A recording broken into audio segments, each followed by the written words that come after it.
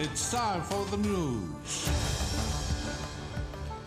In today's top stories, Algeria has strongly condemned a suicide attack carried out near a mosque in the southwestern province of Balochistan, in which dozens of people were killed and wounded during the celebration of Mawlid an-Nabawi.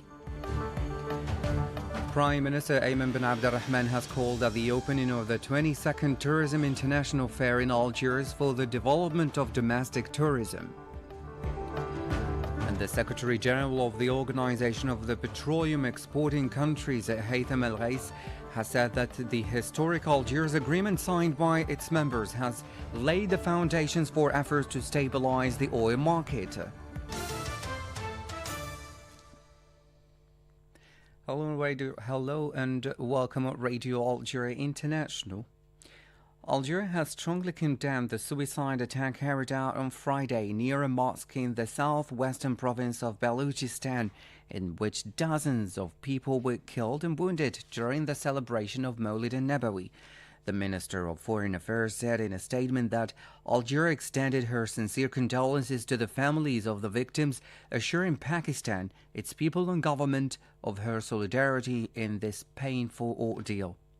Algeria reaffirmed her total rejection of all forms of violence and inter-community confrontations and reiterated her support for the measures taken by the Pakistani government to put an end to these criminal acts and guarantee the country's stability and security.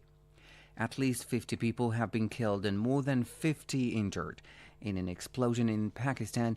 This was reported by police sources. The blast happened near a mosque in the southwestern province of Balochistan today as people gathered to celebrate the birth of Prophet Muhammad, peace and blessings be upon him. The police suspect it was a suicide attack targeted at the religious gathering in Mastung city. Officials have declared a state of emergency. The casualties are being transported to 2 hospitals. No group has claimed responsibility for the attack. Prime Minister Ayman bin Abdurrahman has called in Algiers for the development of domestic tourism, pillar of economic diversification in Algeria, with 12 million potential tourists by 2024. Ayman bin Abdurrahman, who was visiting the stands at the 22nd International Exhibition on Tourism and Travel, said that the state was starting to take up the challenge of tourism, which requires continuity and perseverance to achieve excellence and diversify services so as to promote Algeria's assets and potential. He added in the same context that tourism in Algeria is undergoing a qualitative leap forward that needs to be promoted, especially as this sector is capable of attracting 12 million tourists, which could give a major boost to the national economy and its diversification. The Prime Minister says that the south of the country is a tourist area par excellence that just needs to be promoted given its assets and potential.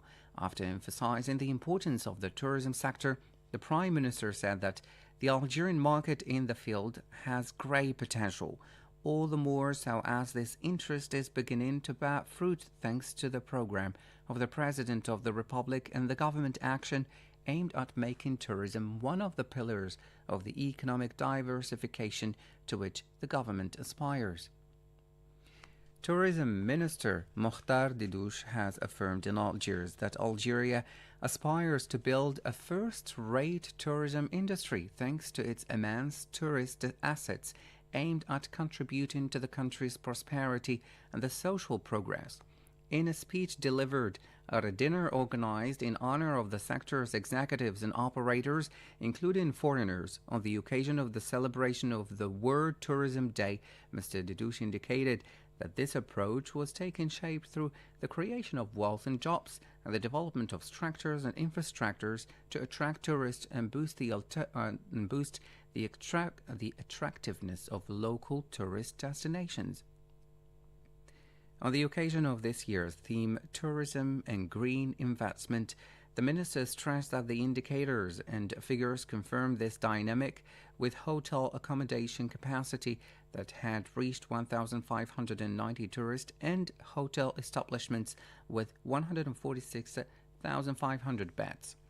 The sector's CEO stressed the need to develop eco-tourism that respects the environment. The minister recalled that the day was also marked by the opening of the 22nd Tourism International Fair, an important event bringing together the main operators from Algeria and abroad. Mr. Didouche urged the operators, professionals and players in the sector to step up their efforts to promote tourism in Algeria with a view to contribute to socio-economic prosperity. As you followed in our top stories, the Secretary General of the Organization of the Petroleum Exporting Countries, OPEC, Haytham El Ghais, has said that the historic Algiers Agreement signed by its members, which celebrated its 7th anniversary yesterday, Thursday, has laid the foundations for efforts to stabilize the oil market. Said Bougazi has more.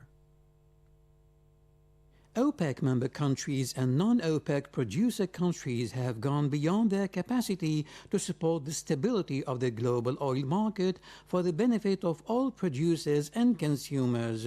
The historic Algiers Agreement laid the foundations for these extraordinary efforts, said Haytham El Ghais, quoted in a statement published on the OPEC website to mark the 7th anniversary of the Algiers Agreement.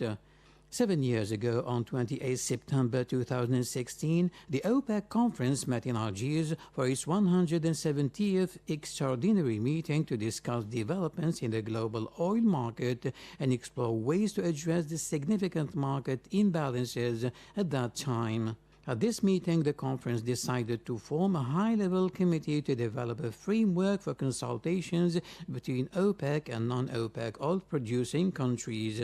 These historic decisions eventually led to the signing of the Vienna Agreement at the 171st meeting of the OPEC conference on 30th November 2016 and to the historic declaration of cooperation between OPEC and non-OPEC oil-producing countries on 10th December of the same year in Vienna, Austria, the statement recalls. It should also be noted that OPEC celebrated its 63rd anniversary at the beginning of this month. The Minister of Justice, Abdelrashid Tabi, is taking part today in Palermo, Italy, in the international conference to celebrate the 20th anniversary of the entry into force of the United Nations Convention Against Transnational Organized Crime. On this occasion, Abdelrashid Tabi will give a talk in which he will present Algeria's efforts to combat transnational organized crime from a legislative and institutional point of view. On the sidelines of the conference, the Justice Minister and his Italian counterpart will sign and exchange letters concerning the Convention on the Extradition of Criminals. The Minister of Trade, Tayyip Zitouni, is to begin today a working visit to Uganda, accompanied by a delegation of businessmen as part of strengthening economic relations between the two countries and implementation of the instructions of the President of the Republic to support access for Algerian products to different African markets. Tayyip Zitouni will chair on this occasion the opening of the proceedings of the Algerian-Ugandan Economic Forum, as well as the official launch of the Algerian Products Fair, scheduled from September 29th to October 2nd in the Ugandan capital, Kampala. The Minister of Religious Affairs, Youssef Belmehdi, has reaffirmed in Bashar Algeria's clear and unequivocal position and its unwavering support for the Sahrawi people's right to self-determination. Speaking at the opening of a training session for the executives from the religious affairs sector of the Sahrawi Arab Democratic Republic, Youssef Belmehdi said Algeria will always support just causes such as those of the Sahrawi and Palestinian peoples, because its people long fought for the just cause during the colonial period, reaffirming the inalienable right of the Sahrawi people to self-determination. Also speaking on this occasion, the representative of the Sahrawi Ministry of Religious Affairs, Imam Ahmed Raja, underlined the multifaceted support of Algeria and its people for the just causes of the Sahrawi people, adding that this training session for executives from the Sahrawi religious affairs sector is one of the illustrations of this support.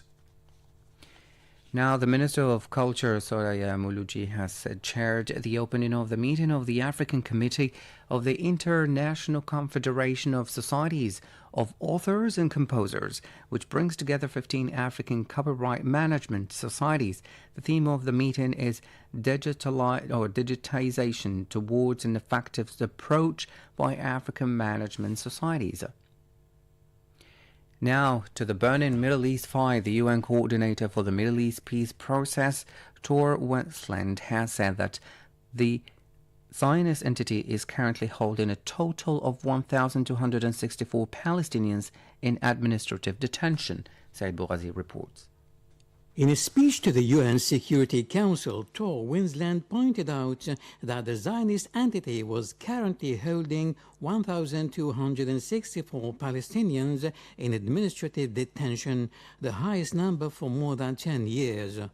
From 15 July to 19 September, Zionist security forces carried out 1,042 incursions into the West Bank, leading to the arrest of 1,504 Palestinians, including 88 children. During the period under review, 68 Palestinians, including 18 children, were killed by Zionist forces, the diplomat added. The United Nations envoy also reported that a total of 2,830 Palestinians, including 30 women and 559 children, had been injured, 271 by bullets and 2,119 by tear gas inhalation. He also underlined that the lack of funding continues to hamper the UN's ability to provide vital services to the Palestinians. The UN coordinator for the Middle East peace process said that the United Nations Relief and Works Agency for Palestine Refugees in the Near East, UNRWA, urgently needs $75 million to continue food aid until the end of the year for 1.2 million Palestinians in the Gaza Strip. He added that the World Food Programme needed $32 million to restore social assistance to priority families in the occupied Palestinian territories. Tor Winsland also noted that settlements reinforce occupation and violence and systematically undermine the viability of the Palestinian state as part of a two-state solution. You're listening to Radio Algeria International. This is the English service. On the occasion of the holding of the 22nd Tourism International Fair, we invite you to discover a fascinating tourist place in southeast Algeria, namely Tassili Najer. It is located in a strange lunar landscape of great geological interest. This site has one of the most important groupings of prehistoric cave art in the world. The geological formations are of outstanding scenic interest, which eroded sandstones forming forests of rock.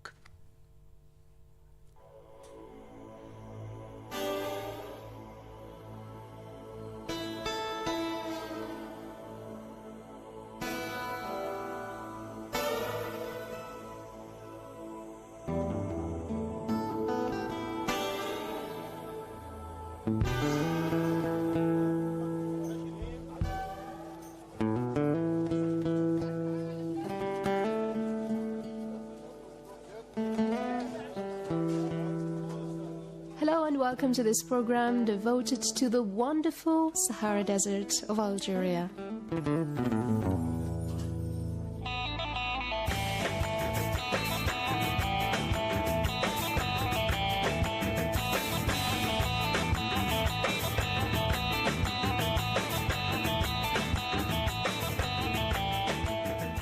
If you thought that the Sahara was all about sand and camels, then you'd better think again.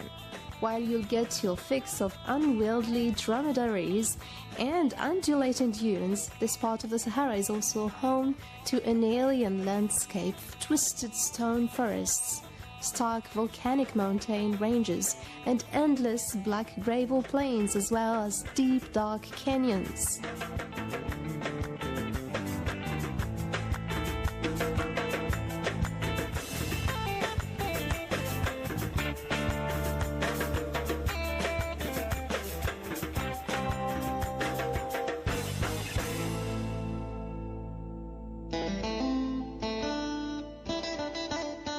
It's the trump card of Algerian tourism, and now that the security situation has stabilized in the country, thousands of visitors are heading back to marvel at its eye-popping natural beauty.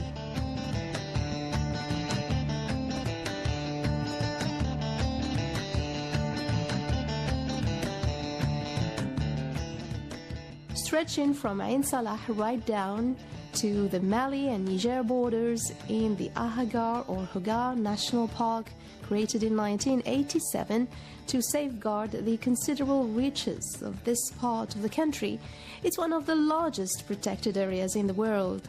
As its heart is the laid-back town of Tamanrasset, resting at the foot of the broadened Hogar Massif.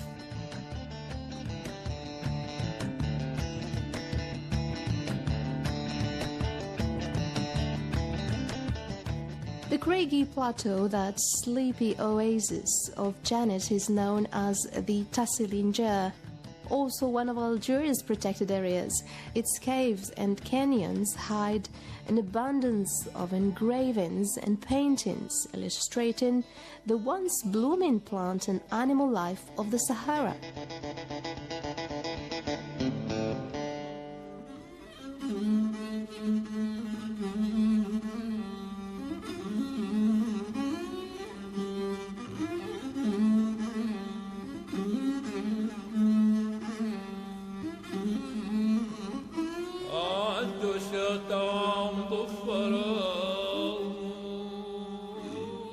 Now we'll talk about Algeria's heartland of the Tuareg, traditionally a nomadic people who have roamed the desert regions of Algeria and its neighboring countries for many centuries.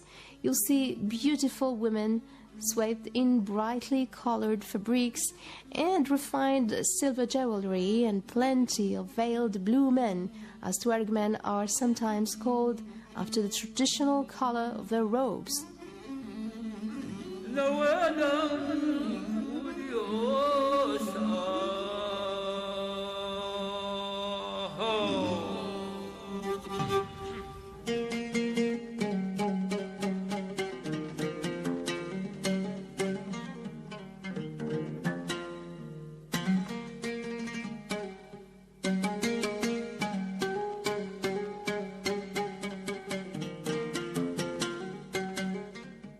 The route of Hogar, one of the major routes across the Sahara to the West Africa, is gaining popularity once more after many years in the wilderness.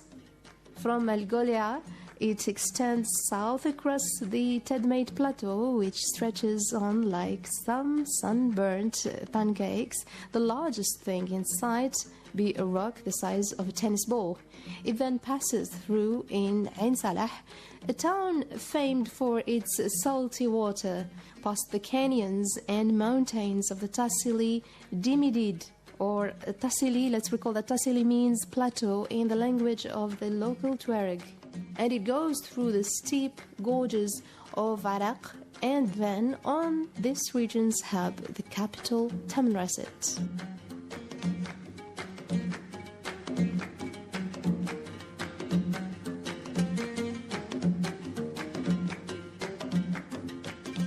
From Tamanrasset, the road continues for another 400 kilometers to Ain Gizem, which sits near the border crossing into Niger.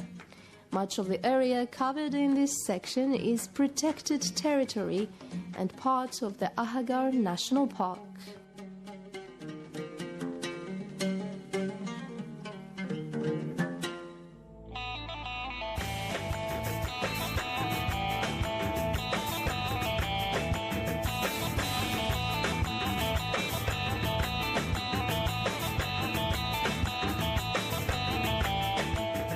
Tamanrasset, or Tam as it is affectionately known, is the jumping off point for exploring the attractions of the Hogar Mountains, the highlight of which is Askrem, which at some 2,800 meters is one of the Hogar's highest peaks. To climb to the peak of nearby Askrem as night falls is to witness one of the Sahara's most beautiful sunsets over a carpet of peaks. South of Tamarasat is the Tassili of Hogar, a mystical plateau full of a mushroom-shaped rocket and saffron sand.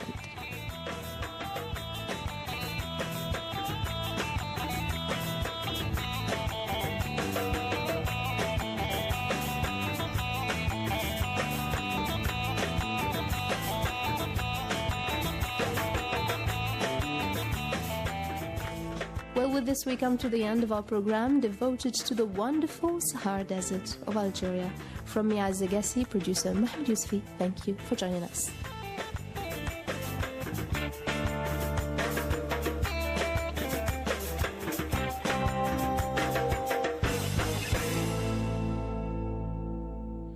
You're still listening to Radio Algeria International and still with our programs devoted to tourist places in Algeria on the occasion of the holding of the 22nd Tourism International Fair here in Algiers. This time we move to the western part of the country to get acquainted with one of the most beautiful cities, Mostaganem, that attracts thousands of tourists every day, particularly during summer season.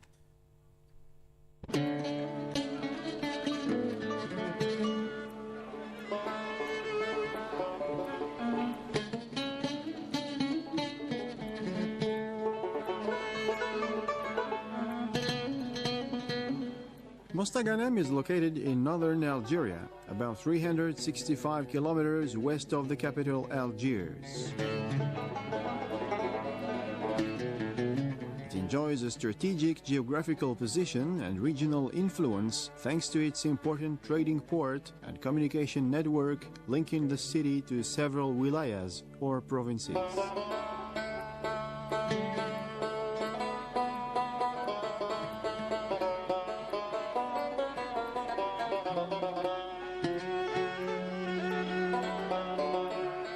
The city was founded in the 11th century as Maristige, but its origins go back to Punic and Roman times, when it had the name of Cartina. In 1516, it was captured by the pirate Barbarossa and became a center for Mediterranean sea piracy as well as a commercial port.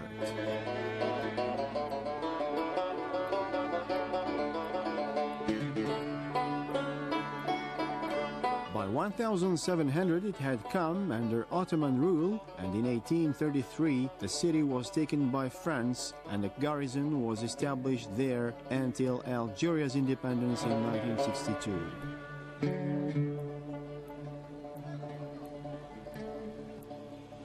هاي الشقي سجو تحيي القلوب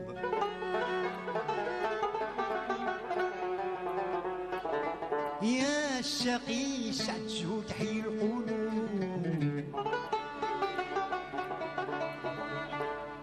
Mostaganem has given birth to playwrights such as Abdelrahman Ould Abdel Qadir and Saïd Kaki, to film director Mohamed Chouikh, to historians such as Moulay Belhamisi, and to singers such as Mazouz Bouadjadj, known as a Shabi singer. Shabi first appeared in the late 19th century, inspired by vocal traditions of Arab Andalusian music. Shabi means popular in Arabic. A typical song features mournful Arabic Berber vocals accompanied by a dozen musicians playing the violin, mandolin, and piano, as well as the clap of percussion beats. هاي الشقي صاحب الهوى عقله مسلوب يا الشقي صاحب الهوى عقله مسلوب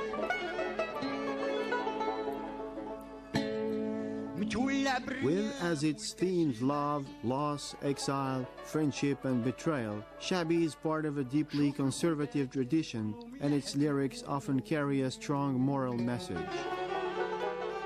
Mazouz Bouadjadj was born on January 16, 1935 in Mostaganem. ما بتنا هذا شحال ما غدرناكيش اوعدي هذا شحال ما غدرناكيش. As early as 8 years old, he made his first steps to music and learned to play the flute and the mandolin. Mahzouz Bouhadjaj started interpreting the best songs or qasidas or epic poems of the masters of that time like late Belqasim Ould Said and late Abdurrahman bin Isa with a younger voice. At 16, Bouhadjaj sang his first qasida, Al-Ashiqa by Sheikh Al-Makki Al-Fasi. ما يتعداش حدودها من دون الرغبان يا ساقي باقي مش معنا بقر الحسكان ما بتنادى شحال ما غدرنا كيس اوعدي هذا شحال ما غدرنا كيس. A confirmed mandolin player, classical and Andalusian music lover, he followed the footsteps of his favorite singers, Dahman bin Ashur and Sheikh bin Hussein. He loved reading and composed music which brings out the riches and subtleties of the poems. Mahzouz is gifted with a prodigious memory, respecting authenticity which strengthens his art. سألوني يا أهل الهوى كيف جرالي يا مستداج يا فرا شديت وصايدي وبلشت قفالي وبديت نساع في المنى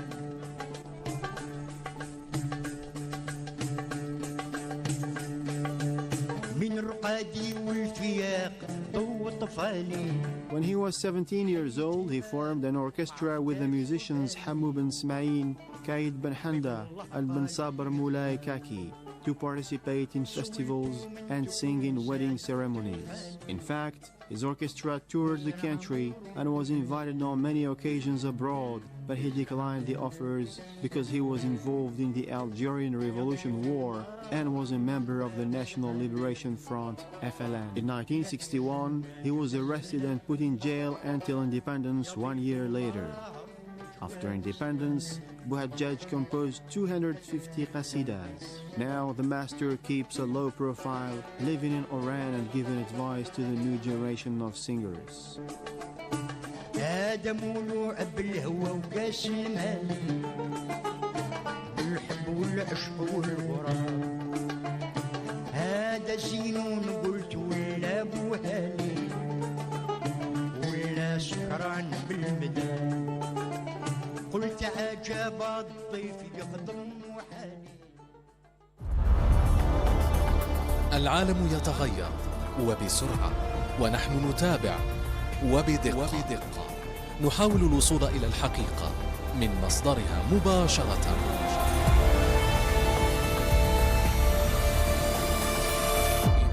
إذاعة الجزائر الدولية، صوتنا في العالم. إذاعة الجزائر الدولية تنقل إليكم صوت الجزائر، تضعكم